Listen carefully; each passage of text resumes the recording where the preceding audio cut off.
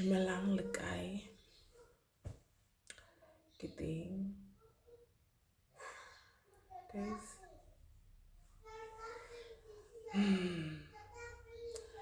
I grew up with very, very weak hair. Like my hair, I don't know like what my hair is for. I don't know. My grandmother has this hair. My kids when they're born with no hair, like like when you have a newborn. Well, in my culture. It's nike krangwana. I go home ke and then hekala na hai ewa, which is the umbilical cord, like the stump. When it falls off, we have to cut the hair, the newborn hair, and it must go with the stump.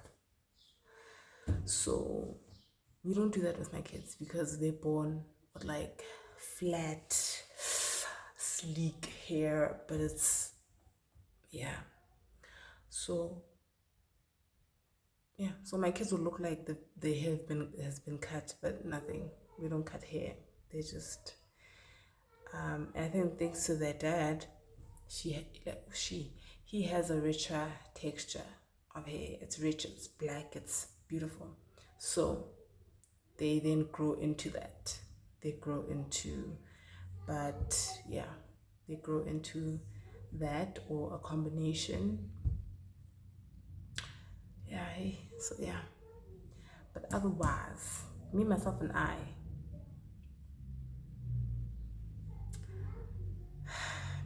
and I can't comb my hair. I can't relax my hair. I remember they used to relax my hair as a kid, and I used to shed a lot of hair. Like I would have patches of, like I would have patches of, nothing. Just like patches on my head because they would relax me. And so I then grew up, and when I started taking care of my own hair, I stopped relaxing. I just started spraying it with water and moisturizing maybe every other day, twice a week. Like the most important thing for me was water. And then I let it grow out into an afro, and then I got to matric, and I was braiding a lot. Grade 11 matric, I was braiding a lot, straight bags, like just braiding a lot. And it was also compromising my hairline. And like, look at my hairline. I have a very healthy hair. Like I have very weak hair, but my hairline, amazing, because even when I lose it because of all of this in front, I'm fine. But like my hair, guys, my hair falls out. Like I want to get dreads. I didn't do this. It has almost straight back. It has a dreads, and anyway, I thought this was something I was gonna outgrow, but clearly it's changed, so I can't do anything about it. But I always thought I had options when it came to my hair. Like I had options because I've cut it and I've done a brush cut, a fade, all of this, everything. The only thing I haven't done is worn a wig. I've tried it on for like, I remember my aunt like, try wearing a wig. I put on for like the 30 minutes and I was like, no. And then dreadlocks. I did it to save my hair. It worked. It was growing.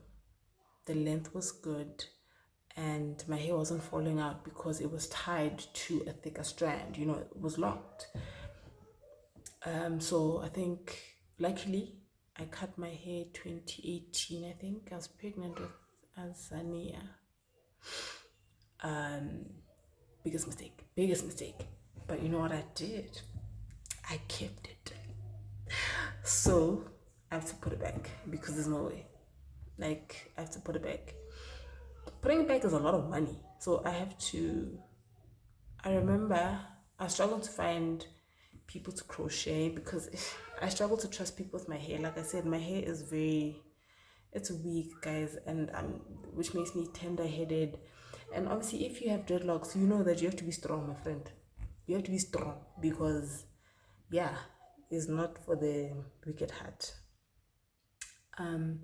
So I have to go and crochet and experience that pain, but I don't have a choice. I think 2 years ago I tried. I cut my dreadlocks in 2018, and I think 2 years later after Azania I tried to grow it back.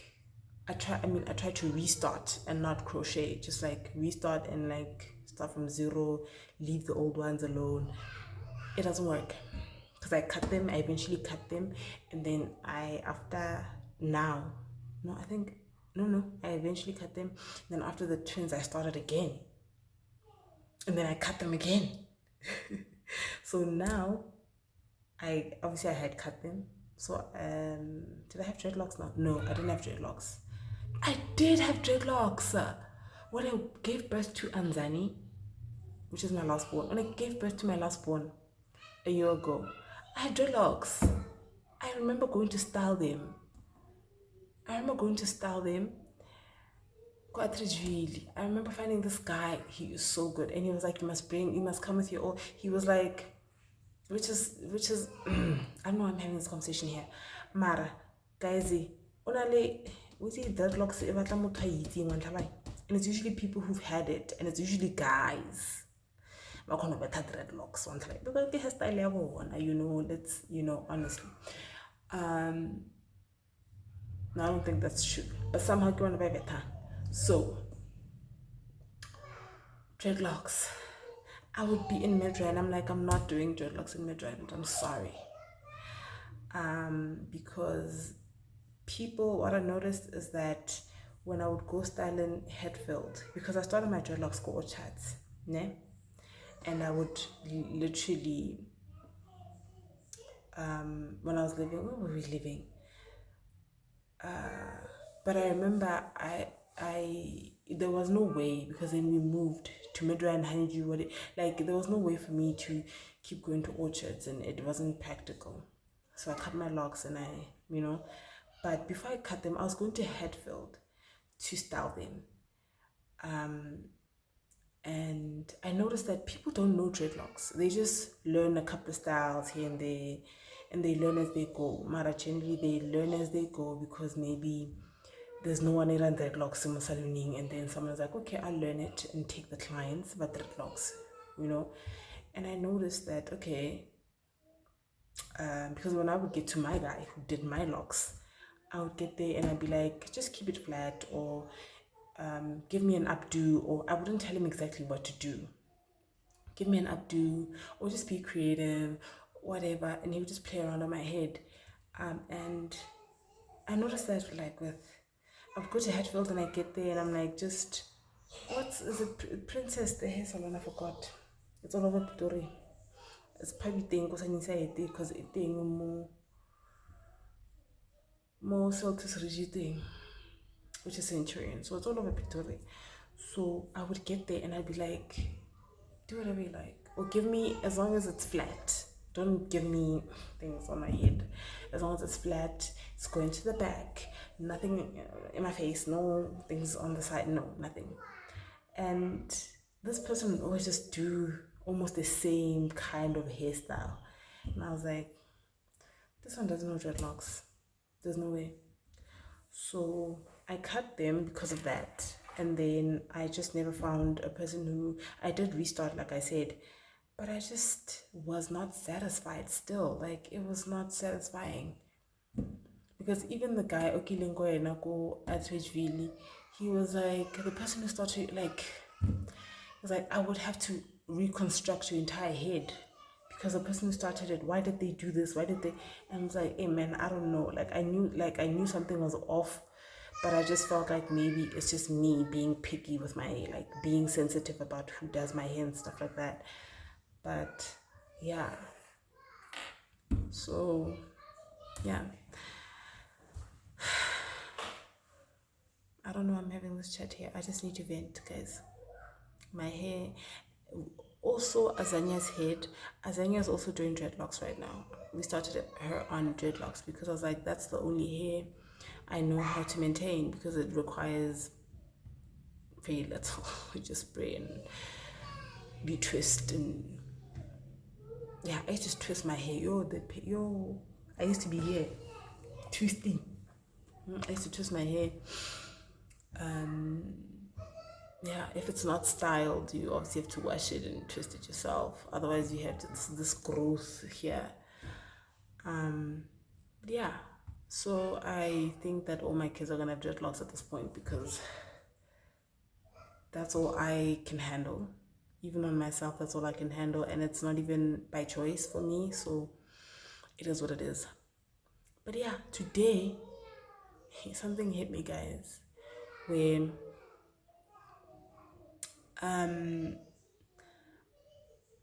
like I don't know if it's turning 29 or what, but I realized that okay, let me start here. I don't have friends and I'm 29 years old. And there's this notion that like it's hard to make friends in your late 20s and 30s and all of that. I'm not on that, ne? I'm more on the I would make a terrible friend because you meet people and you can tell they want to be friends, they want to befriend you, or like I've experienced an interaction or an incident where I'm talking to someone and I can tell they wanna like as you can tell when someone is interested in you platonically, right? And obviously it's the same gender, they're interested in you platonically, and I'm so bad, like I'm so bad. And people make it seem like people who don't have friends are people who are just like standoffish or something, or like it's a choice thing to be like friendless, or like you're always in the house. The people who are always in the house and they have friends, right? We people move and people like life goes on and people end up living in different areas, and you have friends but you're still in like at home and a homebody and whatnot. I've realized that I'm a terrible friend in that I don't value friendship. Like I'm awkward with friendship, ne? And I think, not that I think, I know for sure, it's definitely because of my childhood, but it's because of the fact that when I was a kid, I moved around a lot. Like I moved around a lot, and I didn't move around in like a lot of different places. First of all, I've been to 8 schools in 12 years. Like I can list them for you. Grade R and 1, I was in the same school, I guess. I was in Kanana Primary. Grade 2, I went back home to my grandparents. I went to Mbiatilo Primary. Grade 3, 4, 5. Grade 3, 4, 5, that's the third school. I went to Lorkop Primary in Kempton Park. Lorkop. And then grade 6, I went to Itzin, Winterfeld, back to my grandparents, which is primary school Holy Trinity. And then people don't know eating, they know Holy Trinity and they think, you know what I mean? Yeah. But anyway, if you know, you know. And then I went to grade 7, I went to La Scola Kasha. I was living with my aunt. Grade 8, living with my aunt, Orchard Primary. Grade 9, living with my aunt, Amanda Sech, secondary. And then grade 10, 11, 12, I went to Hebron Tech. Those are the schools I've been to. And in all those schools, it was so difficult to carry friendships. It was so difficult. It was not even difficult. It just got to a point where I didn't care. Like I didn't care for friendships. I just never had like I had friends at school, but I would never carry them home, if that makes sense. And I would have friends at home. Hey man, it was just weird. It was a lot of detachment going on. It was a lot of I won't be here long. Like you get to a point where you're like, I won't be here next year. Like when the friend group is making plans. I remember eating, I was in grade 6 and they were talking about grade 7. And they were like, when from grade 7 to high school, because it's a high school and a primary school, same street, facing each other, they're opposite each other. And the primary school, if you like grade 7, and then obviously grade 8, you go the side. But grade 7, you start doing Setswana, which when I was moving around, I was avoiding because I had not done it in primary. Like, yeah, I had only done it for like a year in grade 2, and then after that, it was Afrikaans. So we would make sure to choose schools that did not have Setswana. So when I got to eating, and they were like, grade 7 Setswana starts, I was like, well, I'm out. Told my grandmother and my aunt, and then yeah, that's how I left the school. But it would always be like that. Yeah, so excuse me. So I got to that school, and I remember I got there. They were talking about Setswana in grade 7. I was like, you're not telling me I have to leave now. Like I got home. I told them, like, I have to leave that school. They're doing Setswana from next year, and I left. I went to that school, Akasha, and then what happened? And then I went to Orchards Primary. Orchards Primary was a school that was created for the area, like for the Current Park, Chantel, Orchards area. If you know the area, you know that we don't have schools. The go like the bridge, we are towards Teresa Park. You find Charlton Force, you find Acacia, the last school, and the world school, then Teresa Park. So there weren't any schools this side. So I remember we were struggling with space because the schools, your Acacias and your Teresa Parks, they had kids from Sosha Maupane, Rankua, like, so now the schools had to cater for Pretoria and also, like, you know what I mean? Yes, Budi Princess Park, Budi Dasport, but they're like, you know, they're a bit far. So we in our area, I think we didn't have schools because of the kids from your social Mopani, whatever, who were coming to these schools. So then schools like Orchards and Amanda Sech came about, and even then it was a lot of Mabopani learners there. So yeah, we couldn't find space. That's another thing. And also we didn't apply on time. I don't think we applied on time. I don't think we planned it out. I don't think we planned it out because it was a thing where my mom, like, we kind of had to discuss with my mom or something, like, am I going to continue living here or are you going to take me? Like, it was just a lot going on. So we didn't apply on time, go and then I remember they called us. For those who didn't have space, they called us, like, listen, there's a new school coming. There's a new school that is going to open next year. It's going to have grade 1 to 7. It's a primary school, but they're going to add a class here, grade 8, for everyone who didn't get space, basically. And we just had to basically write our names down. We wrote our names down, and then they took our names, and then that's all we had to do to apply to school. They took our names because we didn't get space, and then that's how we applied for the school. And then we got to the school, and then when they had to now create a high school for us to go from there to like a grade 9, 10, 11, whatever. So they created Orchards Primary, we went there, then they created Amanda Secondary, and then we went there, and then it was grade 9 only. It was literally grade 9 only, but I think now it goes up because when we got to Orchards, we were all wearing our respective uniforms, and then I think they introduced the uniform, and then same with Amanda Sech.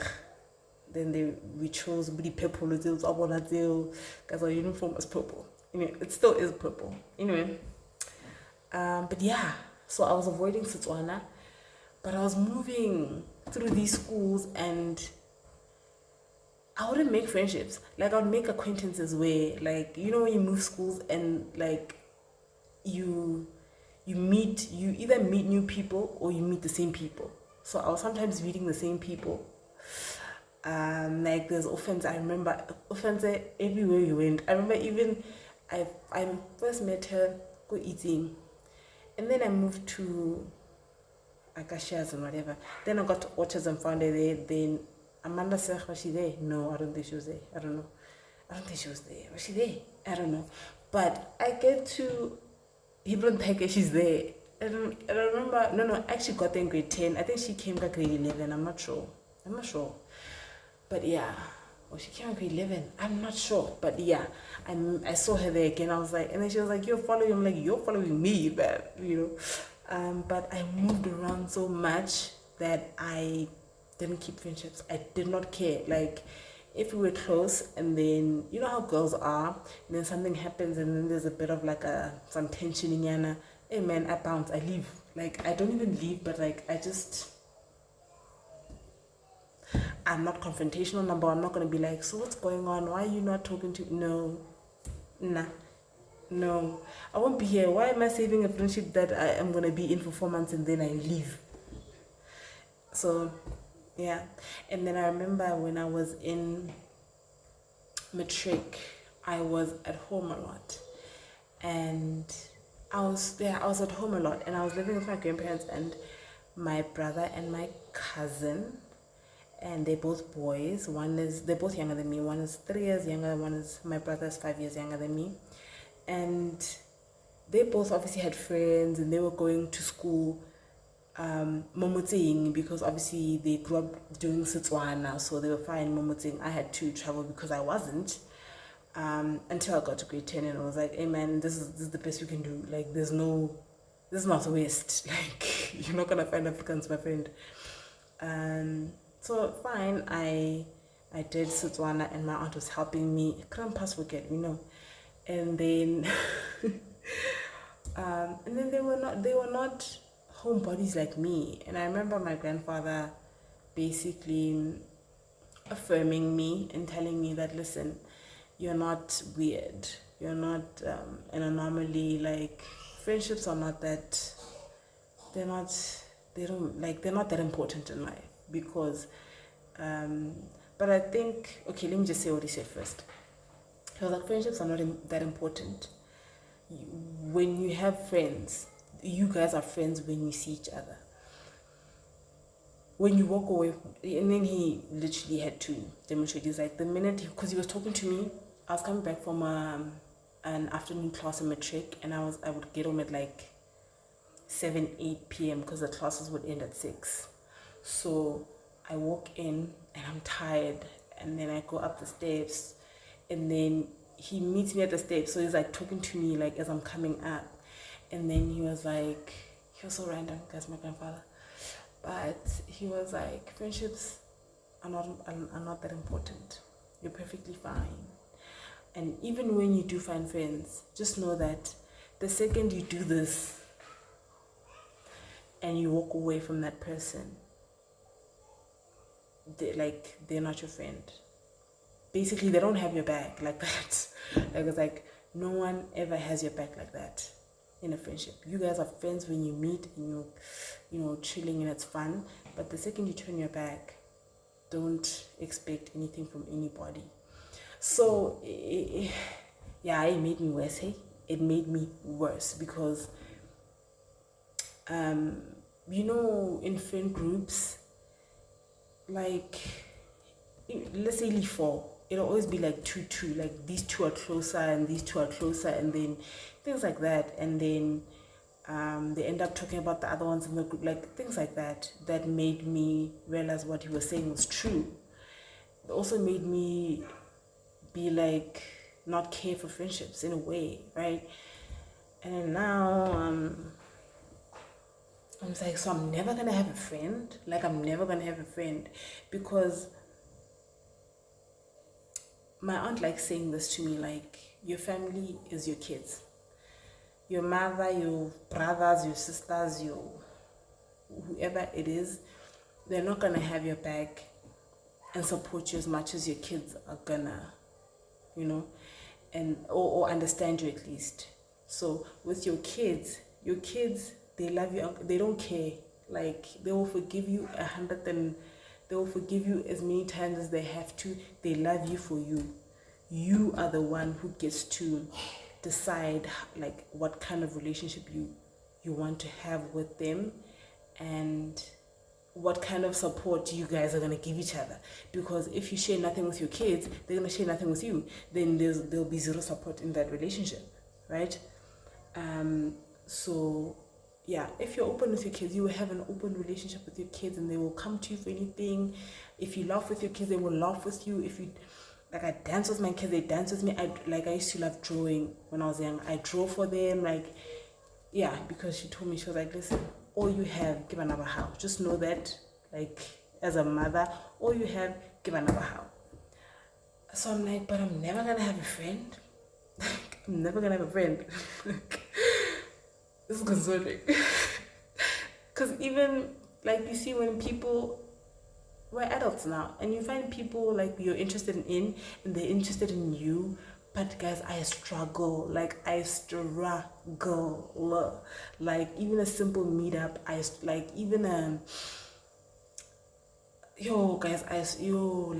don't want to lie, like, so I just end up like thinking to myself, so I'm never gonna have a friend. What I'm gonna have is my kids.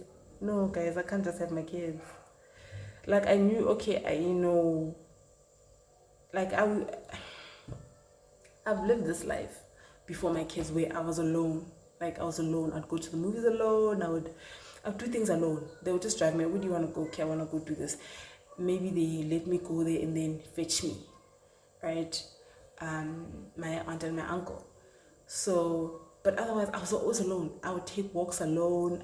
Used to have friends, but when you live in a complex, people move out, and then you end up being the only one left staying there. And then, so I would end up alone, and I got so used to it. I got so used to not having friends that, like, even if I met someone and they tried to be my friend, it felt invasive. Like, it felt like, or someone came to me trying to have a conversation, it felt like there's a problem, guys. Like, it's a problem. Because I think friendships are important. Yes, I agree with my grandfather that expectations are the problem, where he was like, the minute you turn your back, don't have any expectations. Fine, manage your expectations. It's with every relationship. Even with my mother, I have to manage my expectations, guys. So she will talk to me, she will talk about me to my brother, or she talks about my brother to me, like, but it's never in a negative way. It's I can't get through to your brother when it comes to this. Can you try? Or, hey, your brother's stressing me, like, you know what I mean? I'm like, okay, I'll talk to him. So I feel like my mother, but I don't know, guys. Am I the only one who doesn't have friends in this world? Like, I don't have friends, but I don't see how I would even have healthy friendships that, like, we understand that, listen, like, we can't be too close, hey? We have to be friends, but, like, I don't know. Help. Like, am I alone? I have to end this video. I feel so alone.